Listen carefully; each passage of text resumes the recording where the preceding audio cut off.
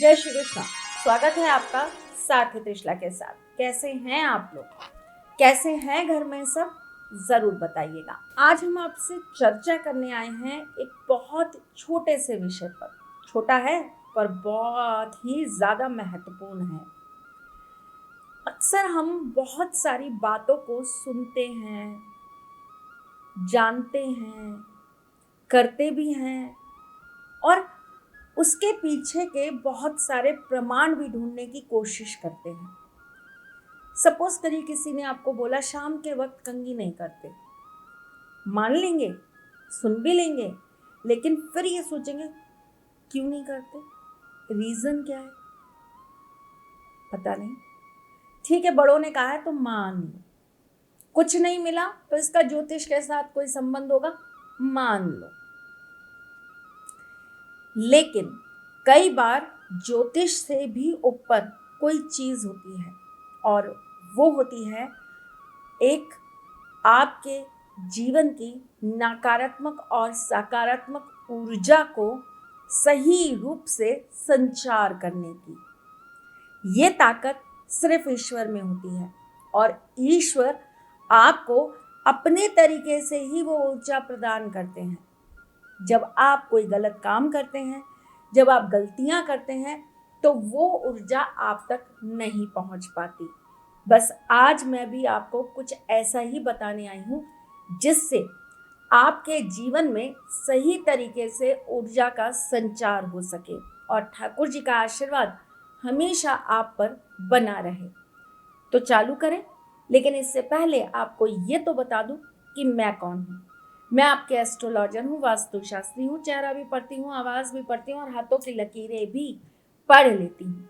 चूंकि आपकी सारथी हूँ इसलिए आपको जीवन का सार देने चली आती हूँ। आज हम आपसे बात कर रहे हैं एक ऐसी चीज की जिसको करने से हमेशा आपके जीवन में तकलीफें आती हैं, लेकिन अगर इस चीज को आपने सही तरीके से, सही ढंग से कर लिया तो आपके जीवन में इससे बहुत सारी सकारात्मक ऊर्जा भी आती है। बात कर रही हूं आज नाखूनों की। अक्सर आपने देखा होगा कि लोग कहीं भी बैठकर कभी भी नाखून काटने लगते हैं। नाखून को काटने का अपना एक तरीका होता है। क्यों? बेशक यह हमारे शरीर का वो डेड हिस्सा है जिसमें जान नहीं होती, जिसका कोई भी ऐसा काम नहीं होता कि जिसके बिना लोगों के काम रुक जाएंगे, लेकिन फिर भी ये बहुत महत्वपूर्ण होते हैं। अक्सर कुछ चीज़ें सुनी होंगी आपने, काफ़ी सारे बाबा, काफ़ी सारे एस्ट्रोलॉजर्स, काफ़ी सारे तांत्रिक ऐसे बोलते हैं आप सामने वाले के नाखून ले आइए, हम उनके नाखून से उनको आपके वश में कर देंगे। अक्सर छोटे बच्चों के नाखूनों से गजब के तंत्र करे जाते हैं। नाखून से आप किसी भी व्यक्ति की बुद्धि बदल सकते हो। नाखून को अगर सही तरीके से प्रयोग नहीं किया गया तो आप उस व्यक्ति को पागल तक कर सकते हो। जी, नाखून बेशक आपकी बॉडी का एक डेड हिस्सा है, लेकिन इसका आपके जीवन के साथ बहुत गहरा संबंध है। ऐसा कहते हैं कि मंगलवार, थर्सडे और शनिवार, यानी कि मंगल, गुरु और शनि, यहाँ पर नाखून नहीं काटने चाहिए। लेकिन कभी कभी ज्योतिष शास्त्र में कुछ लोगों को हम ऐसी सलाह देते हैं कि मंगलवार को नाखून काटना, इससे आपके शत्रुओं का नाश होगा। नाखून केवल इंसानों के नहीं, जानवरों के भी बहुत बहुउपयोगी होते हैं। अगर आपने देखा हो तो शेर के नाखून पहनाए जाते हैं सूर्य को प्रबल करने के लिए। उल्लू के नाखून पहनाए जाते हैं शुक्र को और महालक्ष्मी को प्रसन्न करने के लिए। इसी तरीके से नाखूनों का बहुत ज़्यादा महत्व होता है ऊर्जा को संचार करने के लिए। आपकी बॉडी के अंदर ऊर्जा कैसी रहेगी ये आपके नाखूनों से पता लग जाता है। नाखून का रंग अगर बदलने लगे तो समझ लीजिए आपके ग्रह विपरीत हो रहे हैं। अक्सर लोगों के नाखून अचानक से काले हो जाते हैं। तंत्र होने का सबसे बड़ा ये चिन्ह है, संकेत है कि आपके ऊपर कोई तंत्र कर रहा है। बहुत जल्दी नाखून टूटते हैं, बहुत नाखून रूखे रहते हैं, नाखून आपके खुरदुरे रहते हैं, समझ जाइए आपके जीवन में कहीं ना कहीं शनि, मंगल और राहु युति बना रहे हैं और आपके जीवन में तकलीफें, बाधाएं, प्रेम, ये सब आपको बहुत ज़्यादा सताने वाले हैं। जब जब भी आपके नाखूनों के आसपास का जो हिस्सा होता है, जो स्किन होती है, वो फटने लगे, खराब होने लगे, डेड होने लगे, तो ये मान के चलिए कि कहीं ना कहीं से आपके जीवन में धन और मान हानि होने वाली है। अक्सर हम इन छोटी छोटी बातों पर ध्यान नहीं देते। हमें लगता है कि ये मौसम चेंज हो रहा है, इस वजह से हो रहा है, या कुछ और बॉडी में प्रॉब्लम्स आ रहे हैं इसकी वजह से हो रहा है, लेकिन इसका संबंध आपके ग्रहों से भी उतना ही होता है। एक और आज एक चीज़ बताती हूँ। लोग कहीं भी बैठकर नाखून काट लेते हैं। बेड पे बैठे हैं तो वहाँ काट लिए, नीचे बैठे हैं तो वहीं काट लिए, सोफे पे हैं तो वहीं काट लिए। क्या आपको पता है नाखून कहाँ बैठ के काटने चाहिए, और नाखून काटते वक्त आपका मुंह किस तरफ होना चाहिए? बता देती हूँ। नाखून काटते वक्त आपको हमेशा किसी कपड़े को जमीन पर बिछाकर तब नाखून काटने चाहिए। बेड पे नाखून काटना पारिवारिक सुख को कम करता है। डायरेक्ट जमीन पर बैठकर नाखून काटना आपके कॉन्फिडेंस को खत्म करता है। अगर आप किसी भी सोफे पर या कुर्सी पर बैठकर नाखून काटते हैं, मान प्रतिष्ठा खराब होती है।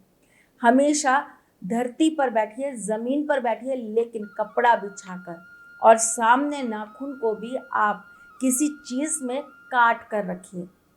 क्या करते हो आप जब नाखून काट लेते हो? चलो सपोज आपने किसी चीज में काट लिए, आपने पेपर में काट लिए, या आपने कोई पुराने कपड़े में काट लिए, फिर क्या करा?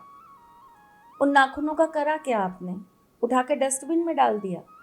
ये तो और गलत कर दिया। आपने अपने भाग्य को स्वयं उठाकर डस्टबिन में डाल दिया। नहीं करना चाहिए। नाखून हमेशा आपको काटने के बाद किसी वृक्ष में डाल देने चाहिए, लेकिन ध्यान रखिए ये वृक्ष तुलसी नहीं होगा, पीपल नहीं होगा, उसके अलावा आप कहीं भी डाल सकते हो।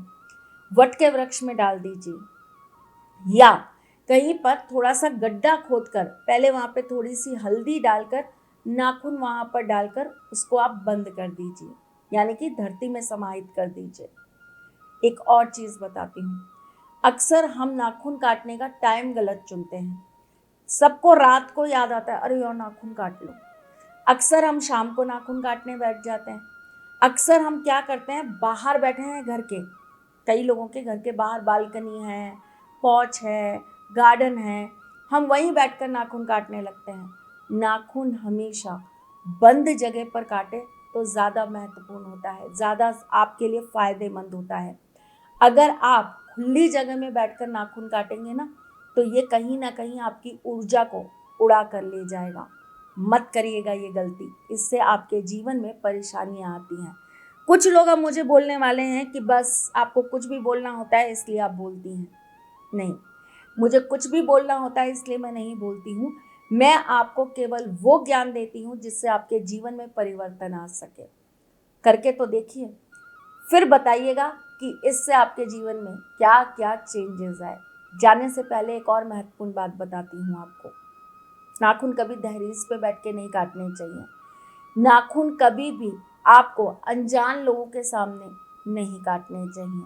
नाखून बेशक आपकी बॉडी का डेड पार्ट है, लेकिन ये आपको जीवन और मृत्यु दोनों के बीच झुला सकता है। इसके अंदर इतनी ताकत होती है। चलिए जी, आज के लिए बस इतना ही। फिर आऊँगी कुछ नया, कुछ अलग, कुछ अद्भुत लेकर। तब तक के लिए मुस्कुराते रहिएगा, रिश्तों में मजबूती बना के रखिएगा, अपने साथी के साथ यूं ही जुड़े रहिएगा, प्यार देते रहिएगा, प्यार लेते रहिएगा। ख्याल रखिएगा अपना और उनका जिनसे आप प्यार करते हैं। मैं जल्द आपसे मिलने आऊँगी, तब तक के लिए जय श्री कृष्ण। सारथी मां त्रिशला ज्योतिष के क्षेत्र में विश्व विख्यात नाम है। ज्योतिष शास्त्र में पीएचडी मां त्रिशला पिछले 22 वर्षों से ज्योतिष की सभी परंपरागत विधाओं के साथ साथ अनेक दुर्लभ गुण विधाओं जैसे परछाई एवं नव्स के अध्ययन से अपनी सटीक भविष्यवाणी और पूर्वानुमान के लिए विख्यात हैं। अपने उपायों द्वारा लाखों लोगों का जीवन संवार चुकी मां त्रिशला लगातार 2016 से ज्योतिष विभूषण अवार्ड प्राप्त कर रही हैं। साल 2018 में उन्हें उत्तराखंड के मुख्यमंत्री त्रिवेंद्र सिंह रावत ने ज्योतिष विभूषण अवार्ड से सम्मानित किया था और साल 2016 में उन्हें राजस्थान में बेस्ट एस्ट्रोलॉजर के अवार्ड से नवाजा जा चुका है।